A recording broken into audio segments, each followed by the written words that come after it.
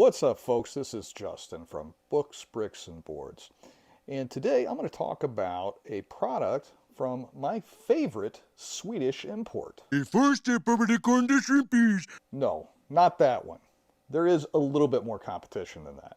And that would be Free League Publishing. They made Forbidden Lands, Twilight 2000, Vossen, Tales from the Loop, the One Ring second edition. They've made a ton of great games, and most of them have some parts of the Mutant Year Zero engine used in them. And the game today is no exception there. But it's twisted the Mutant Year Zero engine in some very interesting ways that makes it much more approachable for a new player and very interesting to an old guy like me. And the game I'm going to be talking about is Dragonbane. So, without any further ado, let's get into it. Now, you may be wondering, how does he know anything about this product if the shrink wrap is still on it? Well, that's because I've cheated. I've actually had the PDF for this for about a month now. And Dragonbane is really one of those products where you know almost immediately whether it is going to be right for you or not. But that being said, let's get into this box here. What's in the box? Open this guy up. We're going to get a number of books, some dice, some standees, some cards. Now these cards come in the PDF as well. So I've actually seen everything that's in this box. I just haven't physically held everything that's in it. And we'll rip that off. These cards are going to be very similar to the cards that Free League has put in some of their other games, such as Forbidden Lands has some cards, and Twilight 2000. But this is your treasure deck, and also your adventure cards. And got some more treasure cards in here, looks like. There's also going to be the initiative cards, which are part of the Free League system. So you're going to have cards numbered from 1 to 10, and the lower the better, and that's going to be how you determine initiative each round. And then you've got more treasure cards and a deck of improvised weapons that is actually based on the terrain that you're in. So if you go to reach for a chair in the inn, you might find something more interesting, like a boiling cauldron, or a bucket of soapy water, some burning firewood, a rummaging pig, wine bottle, or perhaps chandelier. And there's rules for each of those, which is very, very interesting. You keep using the word. The dice actually have a demon and a dragon on them. The dragon replaces the 1, and the demon replaces the 20, and you can actually see the horns of the demon make a 20, and the body of the dragon makes a 1. And you get 2 of those d20s, you get 4d6, and then you get 1 d8, d4, d12, and d10. The reason you get 46 is because that is how you are going to roll up your character, just like we did it back in 2nd edition D&D. Get off my lawn. Got a getting started sheet, which is also in the PDF. The rules, and this is a soft cover, but it is a very well-made soft cover. I've watched other people unbox this, so I kind of knew what to expect as far as physical quality. Plus, this is similar to the one that is in the Twilight 2000 box. As far as artwork goes, I really get a feel from some of the 90s TSR stuff. Like, I could see this picture here being inserted into a Dark Sun book and not having any issue there. There is a nice meaty tome of adventures, and again, this is in the PDF, and nice art in there. And there is a solo book. Now, this is actually what originally got me looking at Dragonbane as a possibility.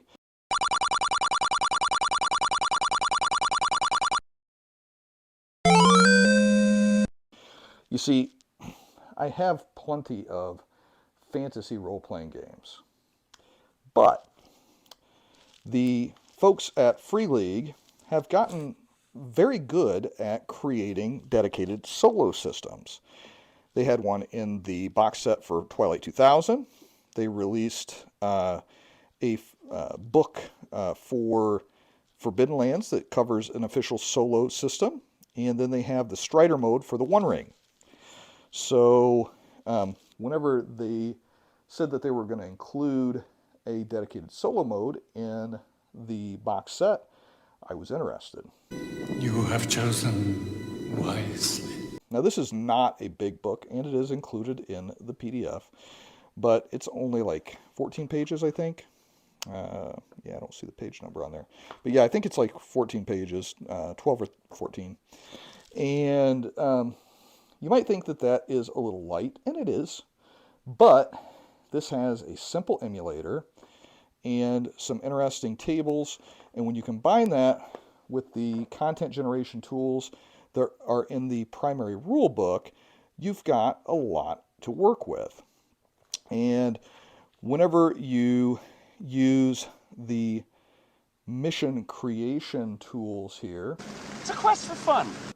you can have basically unlimited options. And I really like what they did with their adventure that they included, which is really just adventure hooks and then kind of a suggestion for using the existing tools to make the adventure your own. So you will be surprised when you play through this. Surprise! It also has a couple of interesting changes to the base game that you can use specifically for a solo character to help make them a little more survivable. Who has the ability to survive. That's the game. Then we have a really nice map in here, and it is a thicker material, so it's like a probably triple thickness of a normal map. You've got a battle mat that's two-sided. You got some pre-gen characters, and you're going to have some blank character sheets in here too. And I think after I get done talking about this, I'll probably make a character and share that on the feed as well. You will learn by the numbers. I will teach you. And then you've got some standees. So some standees for various different monsters and heroes. So you're going to have a lot to work with. You really have a complete experience right in this one box, which typically you don't see nowadays whenever you buy a role-playing game. Generally you have to buy at least 3 or 4 different products before you really have enough to play. But in this case, I could grab a pencil and I have everything else I need right here, even down to the character sheets. So what is Dragonbane? Dragonbane is a reimagining of a much older Swedish RPG from the 1980s, roughly translated to Dragons and Demons, their D&D. Originally it was built upon the basic RPG system by Chaosium, but it's been reimagined here into a blend of a D20 system and the Free League Mutant Year Zero system. You'll see a lot of familiar items from both aspects. So you're going to see the very familiar 6-stat layout. There is no dexterity, it's called agility, and there's no wisdom, it's called willpower, but otherwise you're going to be right at home here.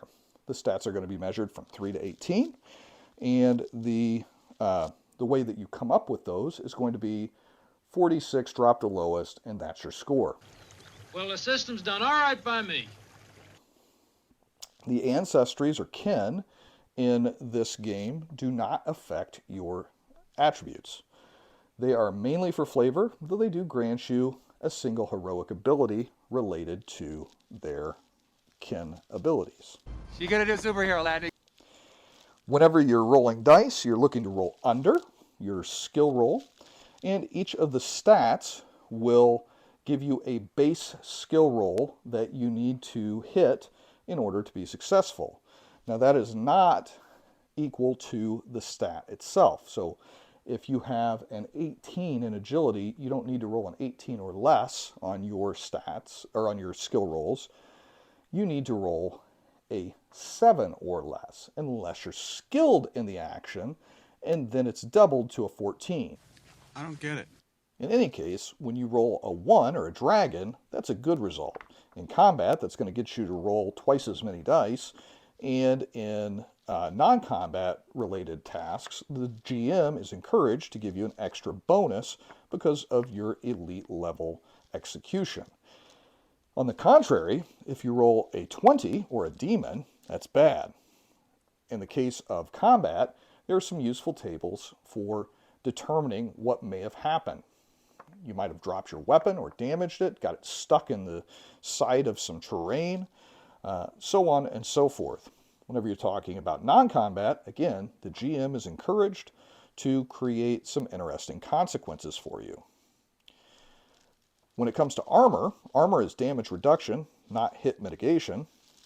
And as far as character creation, it borrows heavily from Forbidden Lands. The concept of magic, it uses willpower and spell ranks. For the concept of race, it uses kin. For the travel gear, they are all very similar to what you would find in Forbidden Lands. Also, like Forbidden Lands, you have the option of pushing rolls. That is, getting a chance to roll a second time at a cost. In the case of Dragonbane, the cost is going to be gaining a condition. A condition is something that gives you a bane on any of your rolls with a particular stat. So, if you had a condition related to your intelligence, in this case it would be called angry, then anytime you used a skill that was tied to the intelligence stat, you would have to roll 2 dice and take the worse of the 2. Similar to the advantage-disadvantage system from D&D 5e. Now, the dedicated inbox solo system is very simple, but it is effective. They clearly know what they're doing here.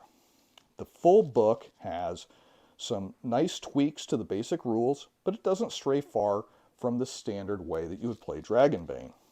Then again, it also includes some nice adventure hooks and an adventure generating tool. If you are a dedicated solo gamer and you've had any experience with solo RPGs, this is going to be enough to get you started. Yes! The choice of different kin to include was another hit for me. They have your standard elves, dwarves, humans, halflings, that kind of thing, but then they also have mallards. No more Mr. Nice Duck. And wolfkin.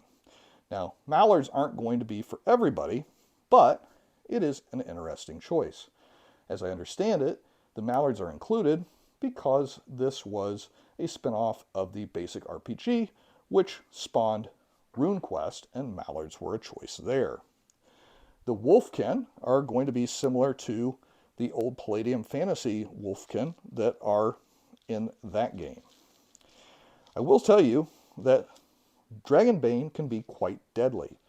Your con score is your hit point total, and it doesn't advance because there are no levels. Now you can take some heroic abilities that will increase your hit points by a small amount, but generally, when your character is at full power, he's going to have about the same number of hit points as he did whenever you first rolled him up. Right. Another thing that is similar to Forbidden Lands, if you've played that game, the monsters have a table, which will determine what type of a maneuver that they use when they're in battle. Also, they don't have to roll to hit. Monsters will automatically hit unless you are able to evade their attack. Now, that is not to be said that there aren't NPCs that will be rolling dice to hit, but the big bads, the dragons, the basilisks and things of that nature, I'm not even sure if they have basilisks in this game, I can't remember. Everything that guy just says is bullshit. Thank you. But the big bads are going to be considered monsters, whereas the lowly goblins and orcs and whatnot are going to be considered NPCs. Just like any other Free League game, you can expect miles and miles of tables that will be useful whether you're playing in Dragonbane or any other game system. The included setting is rather light, and I think that's with a purpose. It leaves a lot for the Dungeon Master to determine himself. And even the included adventures could easily be inserted into a homebrew campaign setting, which I think is what I intend to do, as I have this that I've been working on for a few years, my Isle of Avalonia. It's a little 20-page book that I've created for use on any system. I had built this map a few years ago, and recently I updated my map, and after making some improvements, I believe that I would like to take a spin in the Isle of Avalonia using the Dragonbane rules. So hopefully that gives you a brief introduction to how the system works. Takes us a while to get any traction, I'll give you that one. And now we're going to jump in and create a character. I do have to say the Dragonbane character sheets that come in the box set look very nice. They have an aspect to them, they're not too busy, but they have all of the information that you're going to need to play your character. That's just my game. So with that said, let's go ahead and start by rolling up a character in the standard method. No, they didn't. That is shown in the rulebook, which is roll 46, drop the lowest, and then assign them after you roll, and then at the end you can swap two scores. So let's go ahead and do that. So I got a 10, which I am going to assign to charisma, because I think I can do better than that. There we go. Got a 16, and I think I'm going to go 16 in strength. Maybe I can make Conan in this system. And then I got a 7, and going along with that theme, I'm going to put a 7 in intelligence. Let's go ahead and roll again. That one's good. Another 16. So if you want really good dice, go ahead and pick up this game just for the D6s, because I've got two 16s out of 4 rolls already. And then I got an 8. So I'm going to do an 8 in willpower. I may change that. Now, willpower is going to determine your willpower points, which also are currency used for your heroic abilities. So I may have to change that, but let's see. And I got an 11, which I can put in agility right now. And do I want to change it? I think what I'm going to do is I'm going to swap charisma and willpower. And so that'll be a 10 there and an 8 there. And that is rolling up stats according to the standard rules. I guess technically I skipped some steps there. You're supposed to choose your kin and your profession and your age and your name before rolling stats. But really, I don't think that works for me. I've got to know what kind of a character I've got before I choose my kin. So I did it out of order, but your mileage may vary. You do what you want to do. Groovy. So the different kin available are human, halfling, dwarf, elf, mallard, and wolfkin. And because they've included a random choice table, I'm going to go ahead and roll randomly. Let's do that. And I got a 10. So 10 is an elf. Interesting. An elf that is not very smart and not very charismatic. The charismatic part I get. Elves are kind of jerks. Let's see. So the elf has the ability Inner Peace, which I believe is very similar to the one elves get in Forbidden Lands. Nice try.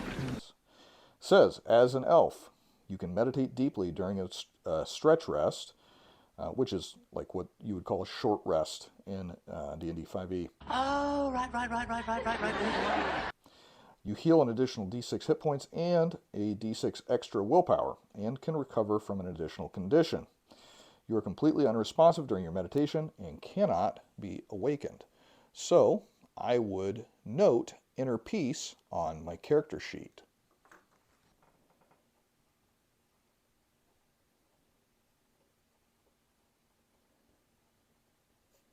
And then I'm going to put in parentheses, elf, so I know where it came from. Alright, I'm not going to be brave enough to randomly roll my profession, even though they do have a D10 table for that. The reason being, your profession is going to determine a lot of the skills that you have proficiency in.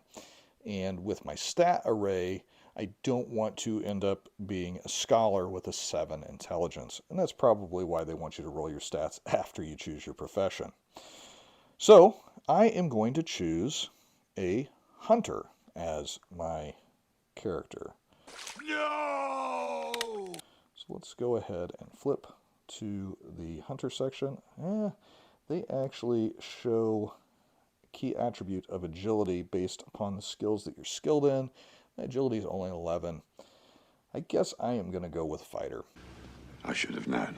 So I'm going to go profession fighter. Now the one thing that you can say with these is that the professions, though they might share some names with things that would be classes in other systems, they are not classes. So they have very little impact on the game after you start the game. They are going to determine 6 of the skills that you have proficiency in, and you get a heroic ability based upon your choice. But as you advance, you're going to choose what skills to advance from that point on, and you're going to choose any additional heroic abilities that you gain. So, let's go ahead and roll a d6 for some random gear. And I got a 1, so I get either a broadsword, battle axe, morning star, and then I also get a small shield, chainmail, torch, flint, and tinder, d6 food rations, and d6 silver. So I'm going to go ahead and write that down. You'll note that I've written in my weapons, and I've got a broadsword, which is one-handed, range of 2, that's 2 meters or 1 square if you're using a hex map. I'm sorry, a battle map, not hexes in this. Facing doesn't matter. The damage is 2d6, plus you're going to get a melee damage bonus based upon your strength, which I'll get into in a minute, and the durability is a 15. Now, the durability comes into play whenever you use your weapon to parry, because if you parry an attack, the damage goes on to the weapon. If the damage is greater than the durability, the weapon breaks and can't be used until it's repaired. That is another reason why you might want to carry a shield, because if you're only parrying with your weapon and it breaks, you are in some serious trouble. I got news for you, pal. You ain't leading but 2 things right now. Jack and shit. And Jack left town. I also wrote down my torch, my flint and tinder, and I rolled randomly for a food of 2, and I got a silver roll of 2 as well. At this point, I'm going to randomly roll for my age and hope that I don't get an old character. And I didn't. I got a young character, actually. So I'm going to get less skills that I can train, but my agility and con are both going to go up by 1 point. Now that I have my final stats, I can add in my D4 damage bonus, which is going to be added to any strength-based weapon. My damage bonus for agility is going to be nothing because I needed a 13, which I only got to a 12. My movement is a base of 10. If my agility had been a 9 or lower, I would have had to reduce that. If it would have been a 13 or higher, I would have been able to increase it. But as it stands, I have standard movement for an elf. You'll notice I made some adjustments to the character sheet. First off, I added my extra abilities, that being Veteran for being a fighter, and Army of One, because this is going to be a solo character. You get to add an additional heroic ability, and one of the special ones that you can only add if you're playing solo is Army of One. Basically gives you a second action every turn. Who wants some? Then when you get to the skills section, you're going to notice a number by each one of these skills. That is going to be based on the attribute that that particular skill is associated with, and then compared to this table here. So if I have a 16 or better in a stat, the base chance is a 7. If you're skilled in it, it becomes a 14. If you have an 8 to a 6, the base chance is a 4. If you're skilled in it, it goes to an 8. So on and so forth. So then when you look at my sheet, I have the chance to roll on a d20, that number or less, for every one of my skills. So for something that is based on my strength skill, which is quite good, such as axes, and I'm skilled in it, that's going to be a 14.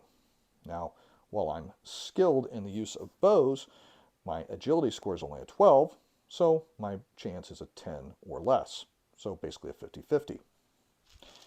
And you need to put down a roll for each of your different skills so you know what you need. Then, when you get down to armor, my chainmail has an armor rating of 4, meaning that I deduct 4 damage from any damage done to me. Also, if I try to sneak while wearing this armor, I have a bane on sneaking. I also have a bane on evading. So I probably need to be sure to be using parry whenever possible rather than evading. Unfortunately, when you're fighting big monsters like dragons, you can generally only evade. You can't actually parry their attacks because they're just too big and too strong. But against orcs and goblins, parry is going to be the way to go. Now, whenever you look at my weapons, you will see that my base damage for the broadsword is 2d6. My base damage for using a small shield in a bludgeoning manner is a d8. Then, when you look at my damage bonus, based on my strength, it's a d4. So if I attacked and I hit with my broadsword, I would do 2d6 plus a d4 in damage. That's quite a lot of damage, especially if you're used to the D&D damage ratings, especially when you consider that your hit points are not going to change most likely after you create your character. So with my exceptional con score of 17, I only have 17 hit points, yet a character of equal merit to my own, rolling with a broadsword, could easily do 2d6 plus a d4, that's 16 hit points without getting a critical. If they get a critical, they get to roll 4d6 plus a d4 damage. Ouch. Definitely a deadly game like I was talking about earlier. Now, to be fair, I would get to subtract my armor rating from that roll, but if they're using a piercing weapon, they can take a bane on their attack to try to look for a hole in my defenses and be able to ignore my armor rating. Inconceivable! There's lots of interplay between the different elements of the rules here. You may have noticed at the bottom of the hit point section, there is a spot that says death rolls, successes, and failures. If your character is ever reduced to 0 hit points, until they get stabilized, they're going to have to make a death roll each turn. If they get 3 failures before they get 3 successes, then the character dies. Smoke if you got 'em. Now you might ask yourself, well, what determines a success or a failure? Well, it's not as easy as it is in D&D, I'll tell you that. It's based on your con score base roll. So my con being a 17, I have the highest base roll possible, a 7. So with the highest base roll possible, I have to roll a 7 or less 3 times before I roll an 8 or more 3 times, or my character dies. Inconceivable! So you don't want to be the one waiting for somebody to try to get over to you to stabilize you. You want to stay above 0 hit points. No. No. This is a very deadly game. Another element of getting reduced to 0 hit points is that you have to make a con roll, and if you fail, then you will develop a severe injury. So, on this table here, you can see some of the severe injuries. So, in my case, my con roll is going to be a 7 or less, and if I get an 8 or more, if I was reduced to 0 hit points, then I'm going to have to roll on this table and get a potentially permanent injury on my character. And since the character that I created doesn't use magic, I'm not going to go into a ton of detail here, but I can tell you that the spells are going to be much less plentiful. I believe you get 3 to start with if you choose a magic character, and you get that in place of your class heroic ability. And you can only get rank 1 spells to start with, but if you can find a teacher and you can make the intelligence roll or languages roll, then you will be able to learn additional spells, and some of them rank up where you have to have 1 spell before you get to the 2nd rank of that type of spell. But if you have a critical failure, a demon, on a spell check, you have to roll on a magical mishaps table, and I can tell you, one of the mishaps summons a demon that wants to kill you. So there are some definite downsides to magic, but it is very much in the vein of a swords and sorcery style game, which I can appreciate. The journey rules for the game are going to be very familiar if you are familiar with the latest edition of the One Ring or Forbidden Lands. Let's go. You're going to roll for your Pathfinder checks, you're going to roll for making camp, and you're going to be able to hunt for food, fish, cook, all the good stuff. Also, if you fail a Pathfinder check, you have to roll on a mishap table that is very similar to the one found in Forbidden Lands. I mentioned earlier that there are some great tables in this book, and all the books in the box actually, but my favorite is actually on page 109. I'm not going to share that with you today because I want you to pick this up. Son of a bitch must pay. But the quest table is a die drop table where you drop 1 of each of the traditional 7 polyhedrals, and it creates the outline of a quest for you. Very cool stuff. One of the things I skipped over earlier was the advancement. So anytime that you roll a dragon or a demon, that would be a 1 or a 20 when you're using a skill, you get to mark the check boxes besides that skill. Then at the end of the adventure, you get to roll against that skill, and if you roll over it, you get to raise it by 1. Additionally, after the adventure, the GM is going to ask you some questions. And the questions are, did you participate in the game session? Are you stupid or something? Did you explore a new location? Did you defeat 1 or more dangerous adversaries? Did you overcome an obstacle without using force? And did you give in to your weakness? There is an optional rule to add a weakness to your character, which I haven't done yet. I'll do that before my first solo play. Now, for each one of those questions that you answered yes to, you get to mark an additional skill that you'll get to roll against to see if it increases at the end of the adventure. So you can see where you might get to advance several of your skills at the end of an adventure, especially if you choose the lower rated skills to do so. That leads nicely into another area that I skipped over, or skimmed over rather, which is heroic abilities. Heroic abilities are granted by your kin, by your profession, and then also if you play solo, just as a bonus. So you'll have 3 if you're a solo player to start off with, or 2 if you aren't. Another way to gain heroic abilities is whenever you increase a skill level to an 18. Now, keep in mind, that's not super easy, because to increase a skill, you have to roll above it whenever you get to the end of an adventure, and you get a tick to advance it. So those higher level skills are going to be less likely to raise each time you have to roll against them. You serious, Clark? That being said, the heroic abilities themselves are quite cool. They add a degree of specialization and flavor to your characters. So that's Dragonbane, Mirth and Mayhem Role-Playing by Free League Publishing. So who's this game for? Well, I can tell you that if you like Free League's other games, you're probably going to like this. That's just my game. As long as you don't mind giving up their dice pool D6 system. Well, the system's done all right by me. Which I think has actually kept a lot of people from enjoying their games. And I think this game is going to be more accessible for those folks that don't like the dice pool system. I think it's also going to be good for folks that want something that is different from D&D, but has some very similar trappings and can be used to play a similar game, albeit a little bit grittier and more swords and sorcery one, and not as much high fantasy. I do think that this game is going to lend itself, at least for the time being, more to those that are a bit more creative and able to design content on their own, rather than those that need something prepackaged to run. If you're an inexperienced GM, that doesn't mean that this isn't a good game for you.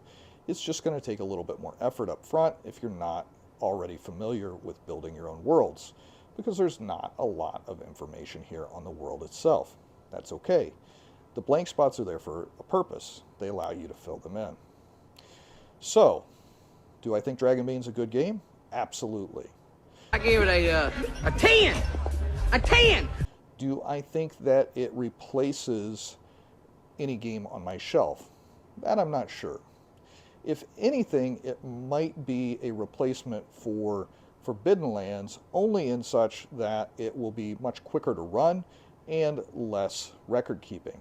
That being said, I need to give it a thorough run through before I can say that for sure, because I do like Forbidden Lands. Shall we play a game?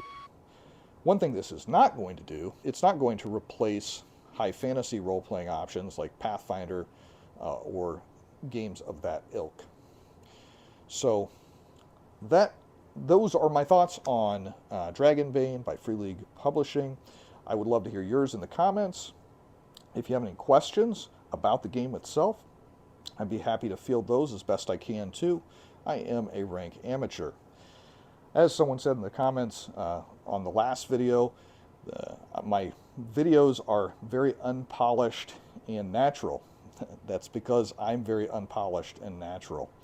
But I do enjoy doing this, and I do enjoy interacting with y'all. So until next time, this has been Justin from Books, Bricks, and Boards. If you've liked the content, please be sure to like, share, and subscribe.